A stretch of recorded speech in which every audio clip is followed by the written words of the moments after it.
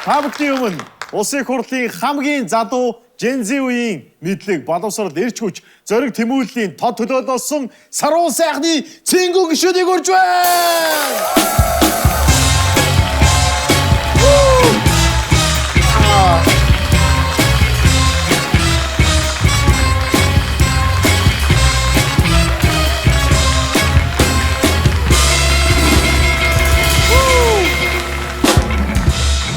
Хүрцээсэнд маш их баярлалаа. Баярын мэнд хүргэе. Баярын мэнд. Баярлалаа. Яг бодтоо нас үнэхээр том нүдтэй юм байна шүү. Тийм бид нар өнөөдөр цэнгүүнтэйгээ ярилцлага хийх чинь ер нь хамгийн залуу гишүүн.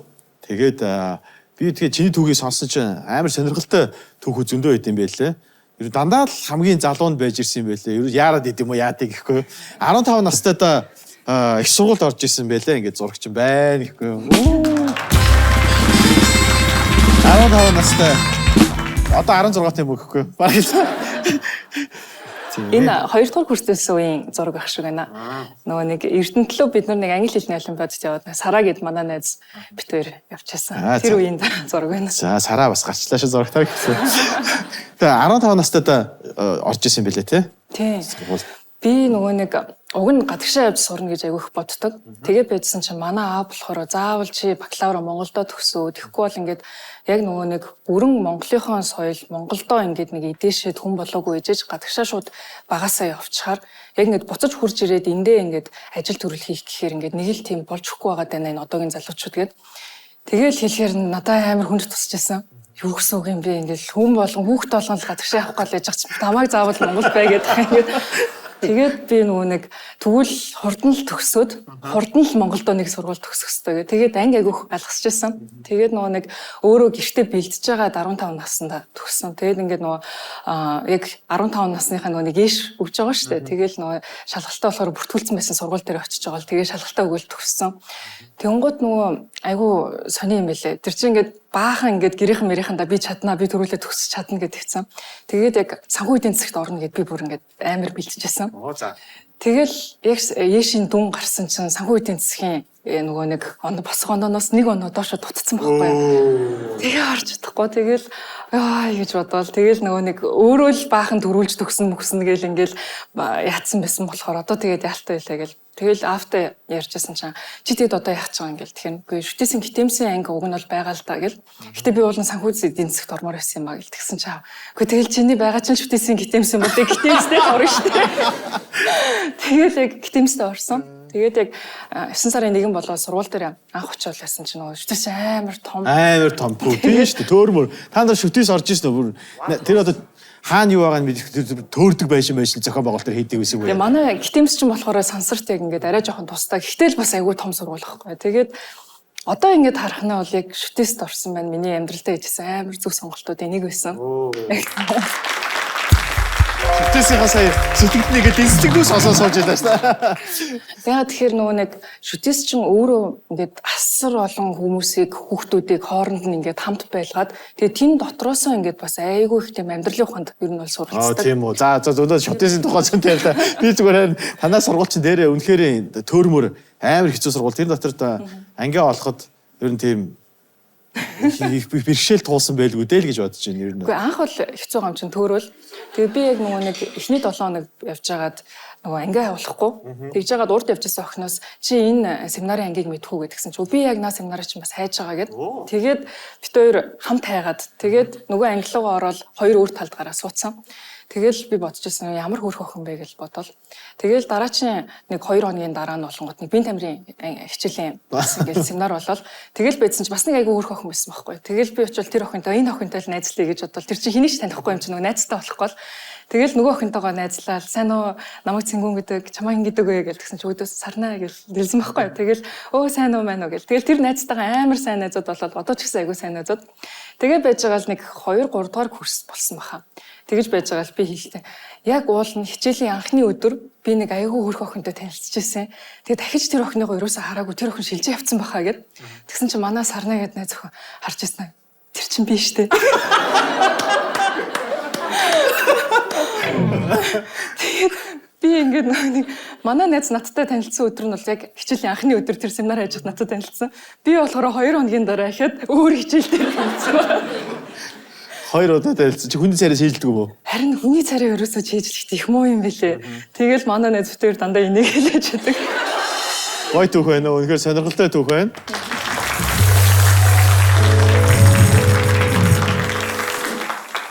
Шүтээс бас амар том сонголт байсан бол чиний амьдралыг бас өөрчилж исэн өөр том сонголтууд, эргэлтийн цөвүүд.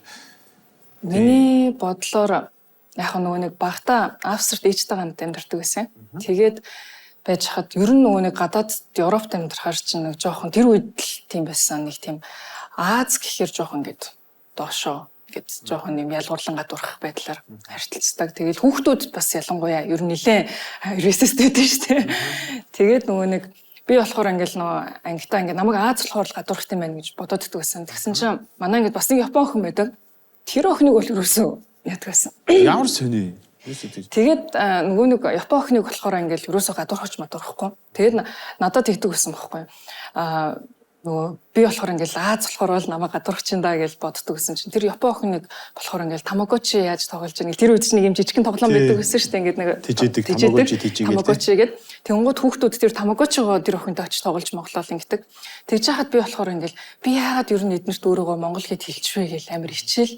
Тэгэл яжгуудаа би эднэрт өөрийгөө японгийн хэлсэн байсан бол эднэр намайг гадуурхахгүй байх байсан даа гэж 9 настайдаа бодсон байхгүй. Яг гадуурх гэхээр яг яаж гадуурх уу? Одоо жишээлбэл. Гэхдээ тэр чинь тэгэл нөгөө нэг 5 дахь өдөр болонгууд нөгөө сургуулаар явж музей зүзээ үзнэ эсвэл ингээл өөр тийш ингээд явдаг. Тэгээд хүүхдүүдийг нөгөө нэг 2-2-оор хөтөлцүүлээд ингээд алхуулад явдаг. Тэнгууд чинь надтай хамт алхах хүүхд болддгоо. Тэгээ багш хүрх хамт намайг ингээд алхаад явдаг. Хамт дагуулад явдаг. Тэгэл эсвэл нөгөө нэг Крисмасаар чинь ингээл нөгөө юу болно? Монитор болно. Тэгэл хүүхдүүд ингээл нэг нэгнийхээ нэрүүдийг ингээл суулж авдаг. Тэгээд тэгж яхад болохоор ингээд манай ингээ нэг банд ингээл нэр ингэж авснаа буцаага шийдсэн байхгүй юу. Тэгэл тэрийг харчаал ингээл байжсна хүүхдүүд болохоор хүү энэ цэнгүүний нэр штэ гэл ингээл бүгдээр хэлээл. Тэгэл багш болохоор очивол хүү чи ингэж болдгүй ингээл одоо бүгдээр ерөөсөө ингэж ийм үйлдэл гарахгүй дахиад бүгдээр энэ монитойгоо хийшүү гэл тэгэж мэгэл тэгээд тэрийг мэдэрхэр чинь ингээд амар хэцүү байгаа юм. Тэр мэтчлэн ингээд юм юмнууд ерөнхийдөө байдаг гэсэн. Тэгээ би болохоор ингээд намайг Монгол болохоор л ингээд байна гэж амар боддог. Тэгээд Монгол гээл тэгэхээр чинь тэнцээ чинь нэг юм амар ядуу улс байдаг, амар хэцүү улс гэл ингээл юм юутай. Тэгээ байж байгаад яг зуны амралтаараа Монгол руу ирэх болоод тэгээд яг Бээжингээр дамжиж насч байсан. Тэгсэн чинь ингээд яг Бээжингийн онгоцны буудлын дээр Монгол руу нэгсэх онгоцоо үлээгээ сууж хахад ингээд яг монголчуудтайгаа таараад тэгсэн чинь ингээд амар хөөрхөн монголчууд ингээд амар халуун дулаан штэ ингээд очиод өө их чинь дөө энийг идэхүү мэдхүү гэж идчихсэн чихэр мөхнөөс ингээд өгөөл али над цүнх аваад өгдөө мөгдөө гэж жоох хөөхтгаш хамаагүй тэгэл идэг штэ. Ямар ч хамаагүй ингээд яг л нэг манай хамаатнууд байгаа юм шиг ингээд мэдрэмж төрөөд тэгээд би ингээд бодож байсан байхгүй би яагаад заавал тэнд амьдрах хэрэгтэй гэж бодогдоод тэгэл ерөөсөө би ер нь Монголтой байна гэж бодоод тэгээд тэгж яхтаа ингээд паспортаа ингээд барьцсан сууж ирсэн айгуусан сандын онгоцны бодол дээр тэгж яхтаа ингээд би ахиж хизээч Монгол гэдгээс хийчихгүй гэд тэгж бодоод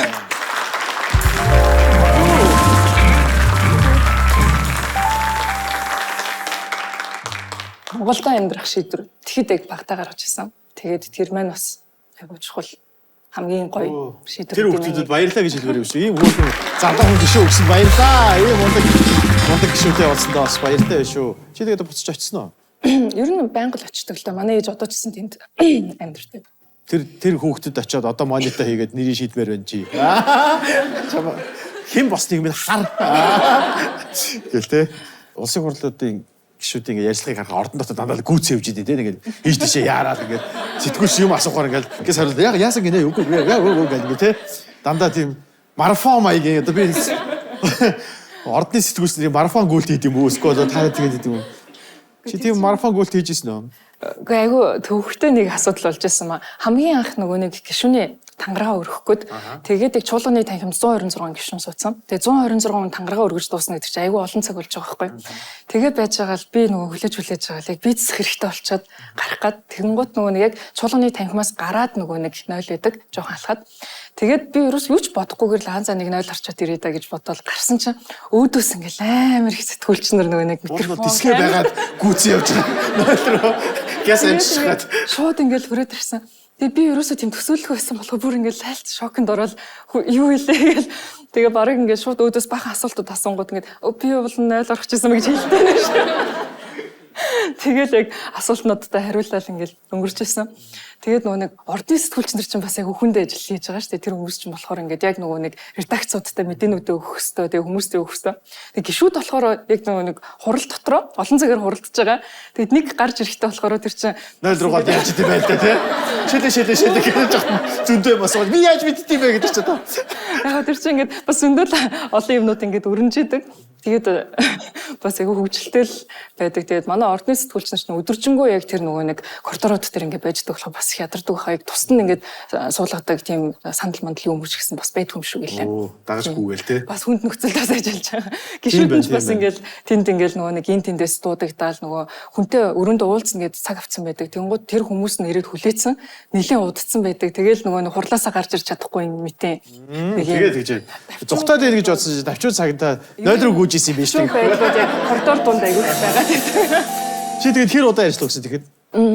Тэгэхэд нэг 2 минут гарan хүрсэн болов уу? Чиний хувьд 20 минут ч гэлээ өнгөрсөн. Тэгэд анх удаа яг тийм олон сэтгүүлч нарт бас яриа өгчээсэн болохоор нэлээд сандарч байсан. Одоо бас сурцсан биз дээ тий. Яг одоо энэ тангараа өргөж байгаа үеийнхэн зураг байна.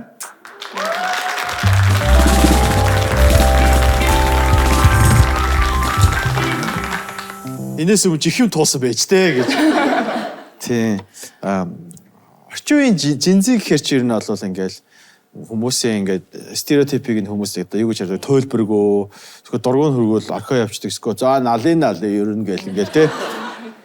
Манай централд бол зөндөө олон одоо жинзээ ажилтдаг. Тэд нар бол амар мундаг байдаг. Би бол дандаа бахархаж идэг. Чамд гэхдээ энэ ялгааны талаар юу гэж боддог? Чи хуралдаа сууж байгаа. За налын гэж. Тэрэлт гэдэг хүмүүс үг хэлгээр кринж гэж хэлж байгаа. Яг тэр чинь нэг анх би арчилсан намын хөгжлийн бодлогоор явуулсан наримчгийн дарга болоод айгуу чухал ярьж ихтэй шүү. За жинзээгээр ярьж ихтэй. Тэгсэн чинь яг нөгөө нэг манай жинзээ үеийн төлөөл бид нар бол ингээд яг дуртай юмаа чин сэтгэлээсээ хийгээд явна. Дургу гэж байгаа зүйлд бол үгүй гэж хэлээд ингээ хаалга саваа гарчна гэд хэлжсэн байхгүй. Тэгж яхад л бас ингээд хүмүүс юу ярьж байгааг нь хаалга саваад ийм хариуцлагагүй ийм яриад тахтай яд ингээд. Гэтэ нэг юм байт юм шиг санагдсан. Зөв бид нар чинь яг 90 оноос хойш төрсөн. Яг жинзээ гэхэр чинь бас ингээ Америкийн одоо судлаач нарын гаргасан ийм юм чинь манай Монголд тохирохгүй гэж ярьдیں۔ Гэхдээ надад болохоор зөвөр нөө 90 оноос хойш төрсэн үеийнхнээ хараад үзэхэр яалтчгүй өөр системд бид нар амьдэрсэн хүмүүс байгаа даа. Ерөөсөө социализмын системийг мэдэхгүй арчилсан буюу одоо өмчтөд төрсэн ихний үе гэж бид нар хардаг. Тэр нь юун дээр гардгуу гэхээр бид нар чинь ингээл багасаа яж хахт ингээд шоколадтай зарим идэх юм уу, сүттэй зарим идэх юм уу гэдэг. Айгүй олон сонголтууд донд өссөн. Ээж автагаа дэлгүүр дотор явж байгаа л чи ногоон хүртэг өмсмөр байгаа мó, ягаан хүртэг өмсмөр байгаа мó гэд. Энэ сонголт чинь өөрөө хүнийг үгүй гэж хэлгээд айгүй сургачдаг. Өмнөх үеийнхэнд байгаагүй нэг том чанар нь болохоор үгүй би хүсэхгүй байна гэд шууд хэлж чаддаг. Манай үеийнхэн бол ахихаа юм л өмсөх гэж боддог. Маа энийг идэхгүй бол давраад ийлгэж. Тадаа чи өнгө зарим гэдэг. Бид нар чинь бүр айгүй сонголтын донд байсан. Тэр чинь тэр сонголт чинь биднийг яг ингээд өөрийнхоороо байх би яг юунд дуртай би юунд дургүй би юг хүлэн зөвшөөрөхгүй гэдгийг гаргадаг. Тэгэд энэ үеийн онцлог нь өөрөө айгүй сайн цагийг авчирна гэж би боддیں۔ Яагаад гэхээр эн чинь бас ингээд айгүй удаан явцсан ингээд буруу тогтолцоо байгаад тийм шүү дээ. Яагаад Монгол улсад авилгал байгаа даа. Манай үеийнхэн бол шууд үгүй би чадахгүй. Миний дөө чад кофе аваад иргээд ярангууд миний ажлын байрны тодорхойлолт наа чинь байхгүй. Гэж хэлж чаддаг. Зөвштэй. Тэгэхээр чинь айгүй зөв байгаад ингээд өөртөө хөдөлмөрөө үнэлүүлж чаддаг юм болж байгаа. Гэхдээ мэдээж хэрэг бас ингээд нөгөө сайн язгуур саарч гэдгээр бас жоохон дутагдaltaй талууд байна тий. Хитрхи дураараа би өнөөдөр ямараад байна. Өнөөдөр ажилдаа ирэхгүй ч гэдэг юм. Тийм талууд бас байгаа. Гэхдээ ингээд сайжрахын төлөө л явж байгаа шүү дээ. Ер нь хинж нэг нийгэмдээ би нэг муу хүн байчи гэж боддог хүн бол байхгүй. Тэгэхээр бол сайн ярьж байгаа. Манай жинзээ ханаа ч юм бол өглөө ийм авокадодод алх идчихэж байгаа шүү дээ тий. Бид чи авокадоч гэж мэдгүй акватол гэж дууч байсан. Тэгэхээр чи бол үнэхээр ийм ялгаан донд байгаа. Тэгэхээр нэрэл бас бодсон чи. Гэхдээ танаа үеийнхэн олон болоос би бол бас ингээ яг ийм жинзинер гарч иж байгаа манай улсыг улам гоё болгоно гэж боддог. Чамшаагаас мундаг хүмүүс байгаа. Манай доо яхаас чамаас асуулт асууя гээл. За өрөм төргий. Цэнгүүнийг орж байгаад их баяртай байна. Ягаад гэх юм бол одоо бид нар улсын хурлын гишүүдийг зөвхөн одоо хурал дээрх байдлаар нь ч байдаг юм уу? Эсвэл тий одоо ингээд мэдээлэл өгж байгаа байдлаар ингээ харсаар байгаа яг хүний дотоод нэг хүн гэдэг утга чанарын тий дотоод хүн ямар амьдрал туулсан бэ гэдэг талын илүү их тийм хойшин тавьж орхигдуулд юм болов уу гэж бодож байна. Тэгээд сая 0 руу гүйжсэн бол надад үнэхээр сонирхолтой л байна. Нэр одоо дараагийн тий одоо яарад ярилцлага өгж байгаа улсууд бол ямар нэгэн болол гүйж байгаа юм бэ штэ гэж бодохоор юм шүү. Тэгэхгүй бид нар чинь зүхтаад байна гэж нэр үнэхээр хардаг тий. За хоёрдугаар ингээ харах юм бол монголчууд одоо өнөөдөр Мартин 8-ны өдөр эмэгтэйчүүд одоо гендерийн тухай аваас их ярьдаг, хүний эрхийн тухай их ярьдаг. Гэхдээ монголчууд харьцангуй тий одоо ээжигаа, эгчигаа, охин дүүгээ. За тэгэл жоохон нас биеийн түрэл явах охин хүүхдээ ингээд эмэгтэйчүүдээ илүү их хайрладаг үндэстэн болов уу гэж надад бодогддог. Жишээлхэд ирчүүд маань бол одоо ингээл юм төрөнд те хаалгыг ингээл эмгтээчүүдийн хаалгыг онгоолгож өгдөг, хүнд юм өргүүлэхгүй байхыг хүсдэг те дааруулчих юмсан гэж боддог. Ямар сайндаа л одоо сургууль боловсрол эзэмсэн ч охтуудаа л төрүүлж явуулдаг, хөвгүүд нөөрхий бакалаа өмсөөл гэртээ нусаа гожуулаад үлддэг шүү дээ те.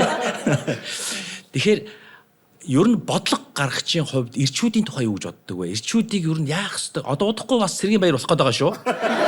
Бид нар чинь мангар гой баярлуулдаг байхгүй Мартин 8-аар Цэргийн баяраар хоосоо хоцордог штэ мэдж байгаа биз? Тэгэхээр ер нь тэр талаас юу дотроо аавынхаа тухай ч юм уу одоо дүүгийнхаа тухай ч юм юу гэж боддог вэ? Монголын ирчүүдийн талаар ямар бодлого байх ёстой юм бол? Ер нь бид нар ингээд нөгөө нэг эрэгтэй, эмэгтэй, хүүхэд, залуу гэл ингээд хуваах гэхээс л ер нь зөвхөн монголчууд бид нар энэ Монгол улстай яаж сайхан амьдрах уу гэдэг тухай л ярих нь уг нь бол зөв юм шиг байна. Тэгээд ер нь цаад утга одоо нөгөө нэг соёлоорооч тэр бид нар ингээд эрэгтэй, эмэгтэй хүмүүсийн хоорондын шүтэлцэн гэдэг нь ч гэсэн айгүй гоёороо ёс уламжлалаараа биднэрт өвлөгдөд ирсэн байгаа. Тэгээ тэр утгаараа бол заавал гадныхныг дуурайж бас ингээл гадныхны бүх хэлж байгаа зүйлүүдийг ингээл өөрсдөө болгож авах гэдэг шаардлагагүй гэж бол би бас боддtiin. Тэгээд одоо яг ингээд харах юм бол нийт одоо бакалаврын түвшинд боловсрол эзэмшиж байгаа хүмүүсийн тоогоороо 60% нь эмэгтэйчүүд болоод эрчүүд маань мас утгаараа бол хоцрогдоод байгаа байхгүй юу. Тэгэхээр бид нар бол бас магадгүй энэ бодлогоо эргүүлж харах хэрэгтэй юм шиг байна. Олон жилийн турш олон улсын байгууллагуудаас бол нөгөө эмэгтэйчүүдийн эрхийн төлөө эмэгтэйчүүдийн манлайлалын хөтөлбөрүүд бол олон санхүүжилтээр бол хэрэгжсэн. Тэгээд үр дүн ч гэсэн маш сайн гарсан ба шүү дээ. Бүр хитрхи сайн гараад ирсэн. Тэгэхээр одоо магадгүй бид нар буцаад ерөн зүгээр ингээд нөгөө нэг хэрэгтэй байна уу, эмэгтэй байна уу, за хөгшин байна уу, залуу байна уу ялгаагүйгээр ер нь Монгол улсад яаж шударга нийгэмтэй, яаж хүмүүний хувьд ингээд аж аргалтай сайхан амьдардаг байх юм бэ л тухай ер нь бодох хэрэгтэй болчиход байгаа шүү. Тэгэхгүй ингээд ялгаал ингээд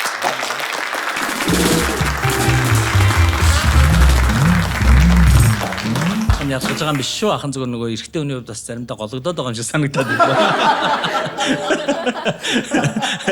Үнэлдэ яг монголчууд бүгдээрээ л их эрэгтэйгээр те одоо ингээд яаж нуруу тэнийгээр алхах вэ, гудамжаар алхах вэ гэдэг тухай хүсэж байгаа шүү дээ бид нар те. Тэрнээс надад алтан самтал өгөөд хэсгүй бол те би ингээд миний амжиргааг улс хариуцаадах гэж байгаа юм бол байхгүй юм шиг надад санагддаг те.